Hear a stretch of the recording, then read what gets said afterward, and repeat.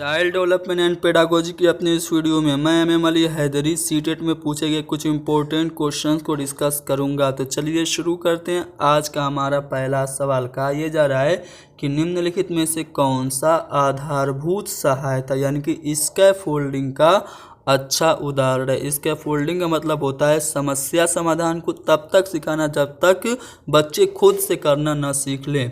तो यहाँ पे स्कैफोल्डिंग का सबसे अच्छा एग्जाम्पल क्या है? क्या समस्या का समाधान जल्दी देने के लिए पुरस्कार देना, यानी कि बच्चों से ये कहना कि अगर आप प्रॉब्लम को जल्दी से सॉल्व कर लेंगे तो आपको इनाम दिया जाएगा, या फिर उन्हें ये बताना कि बार बार प्रयास द्वारा आप कर सकते हैं, या फिर उसे आधा समाधान किया उदाहरण उपलब्ध करवाना। तो दोस्तों स्कैफोल्डिंग का जो बेस्ट एग्जाम्पल है वो यही है कि आप आधा सॉल्व प्रॉब्लम बच्चे के सामने रखें और उसे कहें कि इसको पूरा करो। तो इसी को स्कैफोल्डिंग का सबसे अच्छा एग्जाम्पल मानेंगे।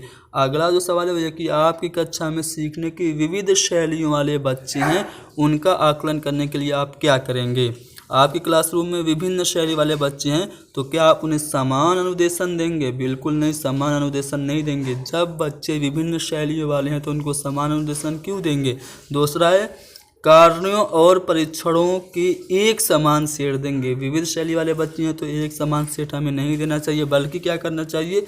विविध प्रकार के कार्य और परीक्षण देने चाहिए। जी हाँ दोस्तों, अगर क्लासरूम में विविध शैली वाले बच्चे हैं तो उनका आकलन करने के लिए विविध प्रकार के कार्य और परीक्षण देने चाहिए। तीसरा वाला ऑप्शन सही है। अगला जो सवाल है वो ये है कि सीखने के बारे में निम्नलिखित कथनों में से कौन सा एक कथन सत्य है? यहाँ पे लर्निंग से रिलेटेड 4 स्टेटमेंट है। पहला है सीखना एक निष्क्रिय ग्रहणशील प्रक्रिया है, तो निष्क्रिय बिल्कुल सीखना नहीं हो सकता, तो पहला वाला ऑप्शन हमारा यहाँ पे गलत हो जाएगा। दूसरा, सीखना शिक्षार्थी के पूर्व ज्ञान पर आधारित नहीं है। दोस्तों अगर ये कहता कि पूर्व ज्ञान पर आधारित सीखना होता तो सही बात हो जाती, लेकिन यहाँ पे नहीं कह रहा है, इसलिए ये वाला ऑप्शन भी गलत हो जाएगा।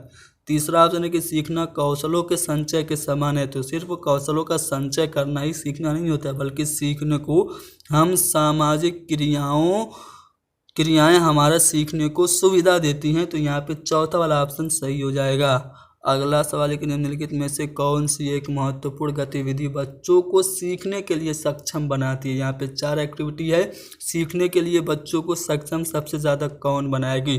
तो दोस्तों संवाद जो है वो बच्चों को सबसे ज़्यादा एबल बनाएगी लर्निंग के लिए, यानी कि बच्चों को जिस सामने जब आप डायलॉग पेश करेंगे, उनसे बातचीत करेंगे, तो वो उस टॉपिक के बारे में सोचेंगे और इस तरह से वो सीखने के लिए तत्पर और सक्षम होंगे। तो दूसरा वाला ऑप्शन सही है। अगला जो सवाल है वो ये कि विकास के बारे में निम्नलिखित में से कौन सा एक कथन सही है? डेवलपमेंट से रिलेटेड 4 स्टेटमेंट है। पहला है विकास जन्म से किशोरावस्था तक आगे की ओर बढ़ता है और फिर पीछे की ओर। ऐसा नहीं है, पहले तो विकास माँ के पेट से शुरू होता है, गर्भ से शुरू होता है और जीवन पर्यंत चलता है, तो ये वाला ऑप्शन हमारा गलत हो गया। विकासात्मक परिवर्तन एक सीधी रेखा में जाता है। जी नहीं दोस्तों, विकास जो होता है वो सीधी रेखा में नहीं बल्कि चक्राकार आकृति से विकास चलता है। अगला है विकास विभिन्न व्यक्तियों में भिन्न भिन्न गति से होता है। बिल्कुल सही, इंडिविजुअल में अलग अलग तरीके से डेवलपमेंट होता है, तो यहाँ पे तीसरा वाला ऑप्शन हमारा सही है। चौथा ऑप्शन भी देख लेते हैं। विकास जन्म से किशोरावस्था तक बहुत तीव्र गति से होता है और उसके बाद रुक जाता है, तो ये भी गलत है। जो वृद्धि है वो जन्म से किशोरावस्था तक तीव्र गति से होती है और बाद में रुक जाती है, लेकिन ये विकास के बारे में बात हो रही है, इसलिए यहाँ पे चौथा वाला ऑप्शन गलत हो जाएगा। कौन सा वाला ऑप्शन सही है? तीसरा वाला ऑप्शन सही है कि विकास भिन्न व्यक्तियों में भिन्न गति से होता है। अगला जो सवाल है वो ये है कि मध्य बचपन अवधि है, तो दोस्तों यानी कि बाल्यावस्था का जो मध्य है वो क्या हो सकता है? 6 से 11 साल हम कह सकते हैं मध्य बचपन अवधि। अगला सवाल यह है कि डैश एक प्रक्रिया है जिसके माध्यम से मानव शिशु समाज के सक्रिय सदस्य के रूप में निष्पादन करने के लिए आवश्यक कौशलों का अर्जन करना प्रारंभ करते हैं, यानी कि कोई भी बच्चा जो है वो समाज का एक सक्रिय रूप से मेंबर बनने के लिए कौन से कौशलों का अर्जन करना प्रारंभ करता है? तो यहाँ पे सामाजिकरण होगा, यानी कि सामाजिकरण ही एक ऐसी प्रक्रिया जिसके माध्यम से बच्चा समाज के सक्रिय सदस्य के रूप में निष्पादन करने के लिए आवश्यक कौशलों का अर्जन करना प्रारंभ करता है। तो यहाँ पे सोशलाइजेशन प्रोसेस सही जवाब होगा। अगला जो सवाल है वो ये है कि पियाजे के अनुसार विकास को प्रभावित करने में निम्नलिखित कारकों में किसकी महत्वपूर्ण भूमिका है। तो दोस्तों जैसा कि आप लोग पियाजे के बारे में जानते हैं, पियाजे ने कॉग्निटिव डेवलपमेंट थ्योरी दी और उन्होंने ये बताया कि बच्चे जो होते हैं वो नन्हे वैज्ञानिक होते हैं और वो ज्ञान का खुद से सृजन करते हैं। तो यहाँ पे पुनर्वलन, भाषा और अनुकरण, ये ऑप्शन हमारा गलत हो जाएगा।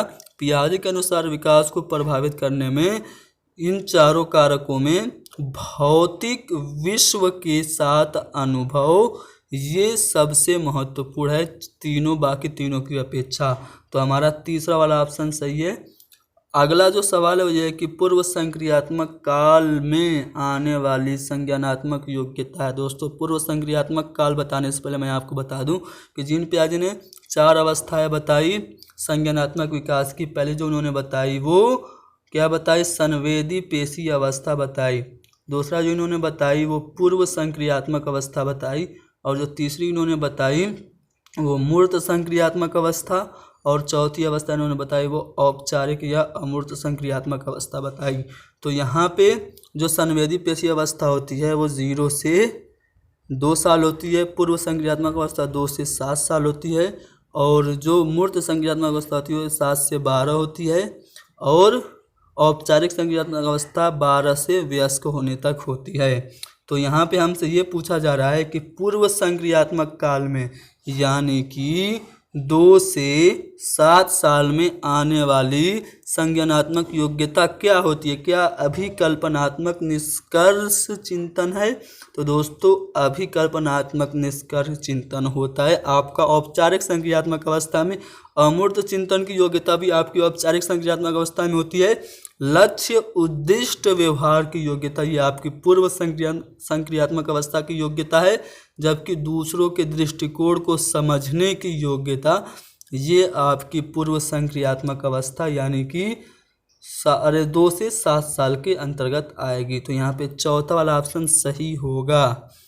अगला जो सवाल है वो ये कि वाइगोस्की की संतुति के मुताबिक बच्चों की व्यक्तिगत वाक की कल्पना यानी कि बच्चे का जो प्राइवेट स्पीच होती है उसका कंसेप्ट क्या है, क्या उसका कंसेप्ट ये प्रदर्शित करता है कि बच्चे बुद्धू होते हैं, स्टूपिड तो बच्चों को कोई नहीं कह सकता। तो यहाँ पे हमारा पहला वाला ऑप्शन गलत हो जाएगा। दूसरा स्पष्ट करती है कि बच्चे अहम केंद्रित होकर ईगो सेंटर्ड होते हैं, तो ईगो सेंटर्ड वाली बात पियाजे कह रहे हैं।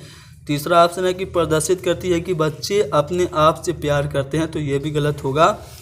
यहाँ पे प्राइवेट स्पीच जो बच्चों की होती है उसका मतलब ये है कि बच्चे अपने ही कार्यों के निर्देशन के लिए भाषा का उपयोग करते हैं। तो यहाँ पे चौथा वाला ऑप्शन सही होगा। अगला जो सवाल है वो ये है कि वाइगोस्की के मुताबिक, वाइगोस्की के अनुसार सीखने को पृथक नहीं किया जा सकता। तो दोस्तों अगर मैं वाइगोस्की की थ्योरी की बात करूं तो इन्होंने 3 चीज़ों पे बहुत ही ज़्यादा बल दिया। पहला तो इन्होंने समाज पे, दूसरा संस्कृति पे, और तीसरा भाषा पे। तो समाज, संस्कृति और भाषा पे इन्होंने बल दिया, यानी कि ये कह रहे हैं कि बच्चे समाज से अंतःक्रिया करके सीखते हैं। तो अगर मैं चारों ऑप्शन को देखूं तो वाइगोस्की के मुताबिक सीखने को हम उनके सामाजिक संदर्भ से पृथक नहीं कर सकते हैं। तो यहाँ पे हमारा दूसरा वाला ऑप्शन सही जवाब होगा। अगला सवाल जो है, यहाँ से सवालों का सिलसिला समाप्त होता है। बहुत ही इम्पोर्टेंट क्वेश्चन जो कि पिछले साल सीटेट में पूछे गए थे हमने डिस्कस किया। उम्मीद करता हूँ कि सवाल समझ में आए होंगे। समझ में आए हैं तो हमें अनअकैडमी पे ज़रूर फॉलो करें और हमारे चैनल को सब्सक्राइब करें और ज़्यादा से ज़्यादा इस वीडियो को शेयर करें। Thank you very much.